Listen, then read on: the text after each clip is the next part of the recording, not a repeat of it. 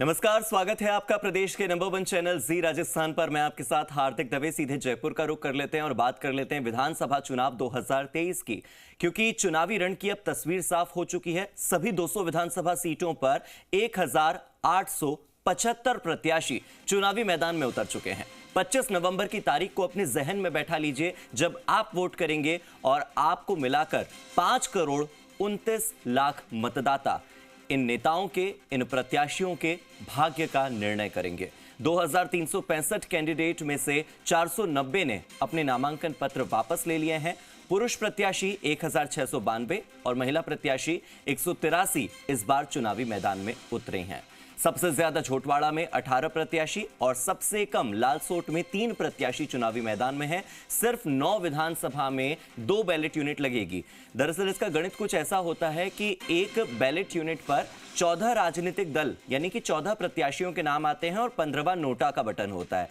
अगर 14 से ज्यादा प्रत्याशी हैं, 15, 16, 17 प्रत्याशी हैं, तो आपको एक और बैलेट यूनिट लगती है। तो ऐसे में 9 विधानसभा ही सिर्फ ऐसी होगी जहां पर 2 बैलेट यूनिट का इस्तेमाल होगा, यानी जहां पर 14 से ज्यादा प्रत्याशी होंगे। 191 विधानसभा क्षेत्रों के पोलिंग बूथ पर एक-एक ईवीएम मशीन यानी कि एक-एक बैलेट यूनिट ही लगने वाली है।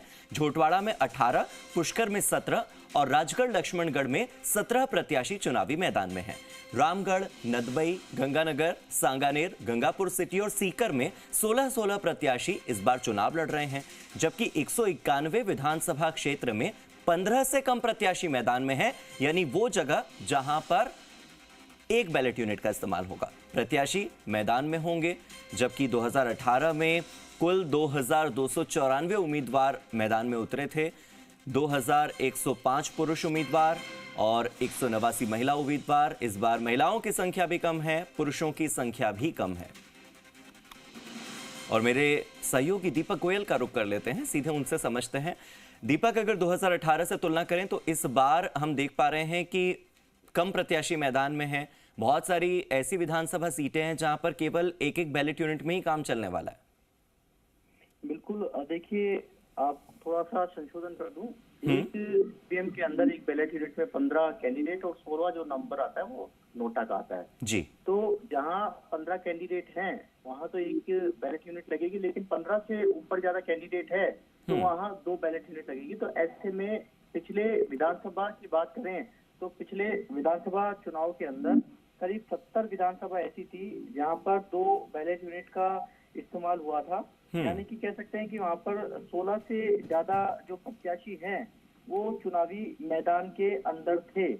और इस बार कह सकते हैं कि जो 9 विधानसभा ऐसी है जिसमें 16 से ज्यादा कैंडिडेट हैं, वहां 2 ईवीएम लगेगी। लेकिन 191 विधानसभा ऐसी है जहां पर केवल एक बैलेट यूनिट से काम चलेगा। राजस्थान में अब स्थिति पूरी चुनावी रण की साफ हो गई है और चुनावी रण की स्थिति साफ होने के बाद में जी 200 विधानसभा सीटों पर 1875 जो प्रत्याशी चुनावी मैदान में हैं, जिनके भाग्य का फैसला 5 करोड़ 29 लाख मतदाता है 25 नवंबर को करेंगे।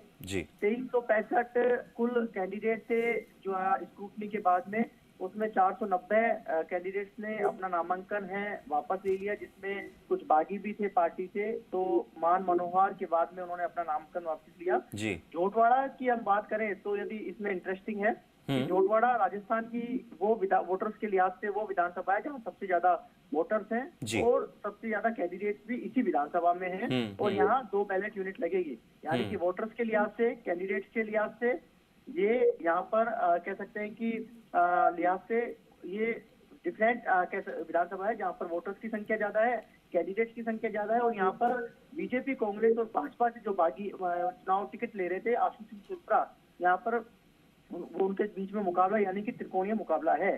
सबसे कम प्रत्याशी लालसोट में है, 3 प्रत्याशी हैं और और जो जयपुर की यदि बात करें तो जयपुर में 200 का जो फिगर है वो भी नहीं छू पाया है। 199 कैंडिडेट हैं और राजगढ़, लक्ष्मणगढ़, झोटवाड़ा, पुष्कर, रामगढ़, नदबई, गंगानगर, सांगानेर, गंगापुर सिटी और सीकर, यहाँ ये वो विधानसभा है जहाँ 2 बैलेट यूनिट लगेगी। 16 से ज्यादा कैंडिडेट है।